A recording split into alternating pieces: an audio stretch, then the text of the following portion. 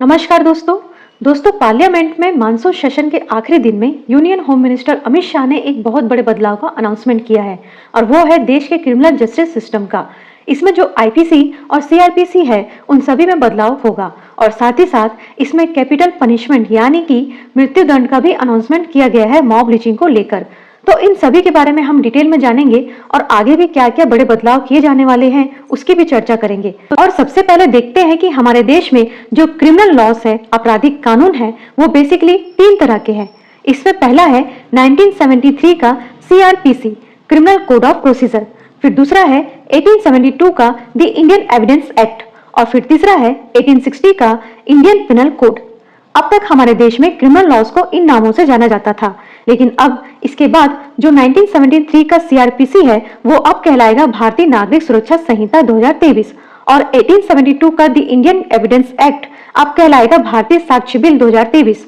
और इसके साथ ही 1860 का इंडियन पेनल कोड कहलाएगा भारतीय न्याय संहिता 2023।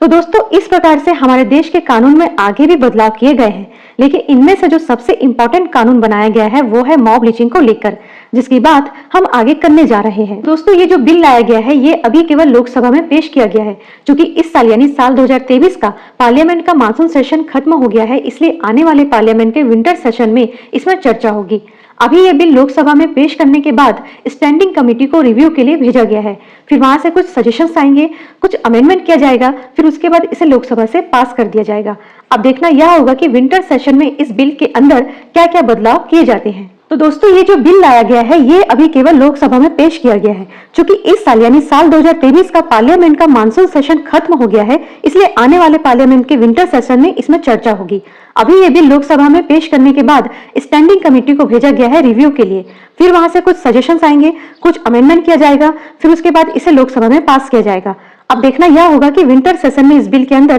क्या क्या बदलाव किए जाते हैं। दोस्तों इस बिल में मॉब लिंचिंग को लेकर जो कानून लाया गया है उसके अनुसार जो लोग इसमें शामिल होंगे उनके लिए मिनिमम पनिशमेंट 7 साल की जेल होगी और डेथ पेनल्टी यानी फांसी की सजा का भी प्रावधान रखा गया है। साथ ही साथ अब यहाँ पर मॉब लिंचिंग की परिभाषा को और भी स्पष्ट करते हुए कहा गया है कि 5 या 5 लोगों से अधिक का समूह किसी की हत्या करता है, चाहे वो फिर जाति या जाति समुदाय के आधार पर किया गया हो, लिंग, जन्म स्थान या भाषा के आधार पर किया गया हो या फिर व्यक्तिगत विश्वास या किसी अन्य आधार पर किया गया हो, तो उसे मॉब लिंचिंग कहा जाएगा यानी कि भीड़ के द्वारा हत्या। और इसमें शामिल लोगों को कम से कम 7 साल की सजा तो मिलेगी ही, साथ ही साथ आजीवन कारावास भी दिया जा सकता है और बहुत ही अधिक क्रूरता करने पर फांसी की सजा का प्रावधान भी है। दोस्तों आप सभी ने देखा होगा कि हमारे देश में मॉब लिंचिंग की घटनाएं बढ़ती ही जा रही है, खास तौर पर झूठे अफवाहों के द्वारा भीड़ को उकसाकर किसी की हत्या करवा दी जाती है या फिर सांप्रदायिक दंगे फैलाए जाते हैं। तो उसे रोकने के लिए फाइनली सरकार ने यहाँ पर कानून लाया है।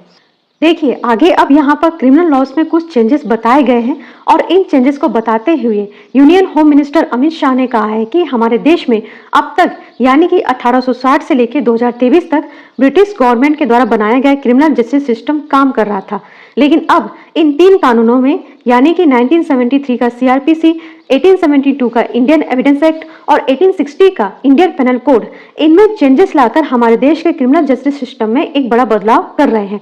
चलिए अब ये चेंजेस कौन कौन से हैं उसे समझते हैं। देखिए सबसे पहले तो बच्चों और महिलाओं के प्रति जो अपराध हो रहे हैं उसके प्रति सरकार सख्ती बरतते हुए ये चेंजेस कर रही है, जिसमें कि पहला है यदि 12 साल से कम उम्र की बच्ची के साथ कुछ गलत होता है, उसके साथ दुष्कर्म किया जाता है या तो इससे कम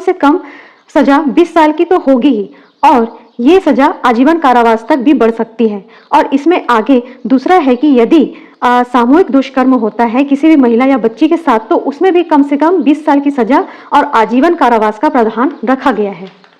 साथ ही साथ यहाँ पर क्रिमिनल लॉस को जेंडर न्यूट्रल भी बनाया जा रहा है, यानी कि लिंग के प्रति तटस्थ। अब इसका अर्थ होता है कि जैसे मान लीजिए कोई दुष्कर्म की घटना हमारे सामने आती है या फिर कोई सेक्सुअल असॉल्ट की घटना हमारे सामने आती है तो प्रायः हम यही मानते हैं कि किसी महिला के प्रति ये क्राइम किया गया होगा, लेकिन कई बार क्या होता है, ये घटनाएं लड़कों के साथ भी होती है, तो इन चीजों को ध्यान में रखते हुए इसे जेंडर न्यूट्रल बनाया गया है। यानी कि अब इसमें ये चीजें लड़का ही कर सकता है या ये चीजें लड़की ही कर सकती है, इस बात को नजरअंदाज करते हुए पूरे तरीके से इसमें मतलब दोनों के प्रति, दोनों लिंग के प्रति सोचते हुए काम किया जाएगा। इसके साथ ही अब आगे जो चेंजेस किया जा रहा है वो हमारे देश के कानून में पहली बार हो रहा है। देखिए दोस्तों, कई बार क्या होता था, बहुत छोटे क्राइम होते थे, यानी कि उसे क्राइम भी हम नहीं कह सकते, क्राइम करने की कोई मंशा नहीं होती थी, फिर भी ऐसा होता था जैसे कि मान लीजिए किसी रास्ते चलते हुए व्यक्ति को या किसी रास्ते चलते हुए बच्चे को भूख लग रही है। अब उसके पास रोटी खरीदने के लिए पैसे नहीं है लेकिन भूख तो है। तब उसने देखा कि किसी जो दुकान है, किसी मिठाई की शॉप हो गई या फिर किसी कोई रेस्टोरेंट हो गया, वहां से उसने कुछ खाने का चुरा लिया, या फिर उसने देखा कि कहीं पर शादी चल रही है, वहां पर उसने चुपके से जाकर कुछ खाना खा लिया और उसके बाद वो पकड़ा गया। तो अब उसे इस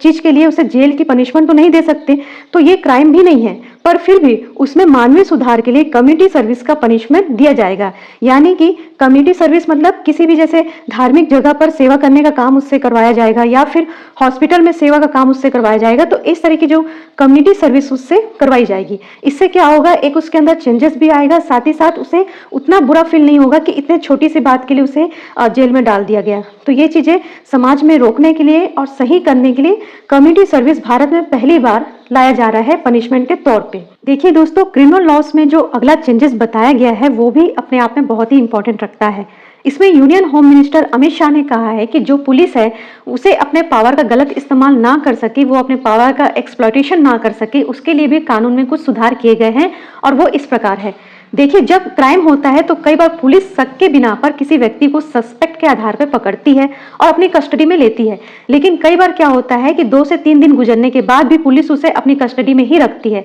और जब उस व्यक्ति के घर वाले या उसके परिजन उससे मिलना चाहते हैं, उसके बारे में जानकारी लेना चाहते हैं, तो उसके विषय में पुलिस कुछ भी नहीं बताती और कह देती है कि फलाना व्यक्ति तो हमारे पास है ही नहीं।